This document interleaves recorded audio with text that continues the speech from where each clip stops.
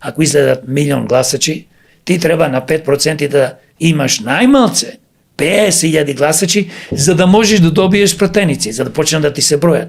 Ако се 3% и 30%, повеќето помлади партии не може тоа да постигнат и така ќе бидат елиминирани и со тоа тие те терат, ако ти стават висок праг, ти да одиш во коалиција со овие криминални партии.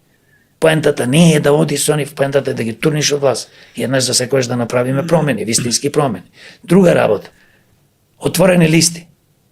Отворени листи гласаш за човек, не гласаш за политичка партија, гласаш за број 13, гласаш за демократ. И таму на листата можеш и мајмуни, магарина, криминалци, идиоти и све да ставиш, психопати.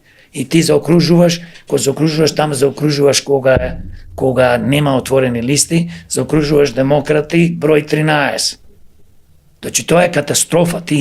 Зато нас нонстоп ни се протнуваат криминалци и тотална контрола председателот со главните луѓе има кој ќе ги постави на листите во првите 5, 10 и така натаму. Второ, бараме подеднаква распоредба на финансиските средства. Подеднаква распределба, поточно на финансиските средства. Што значи тоа? Тоа значи дека не може ние да почнеме нови избори и тие партии кои што имале во минатото пратеници во собрание да добиваат милиони, а тие што немале да добиваат илјадници евра. Како ние лани за парламентарните избори добивме само 9.000 евра.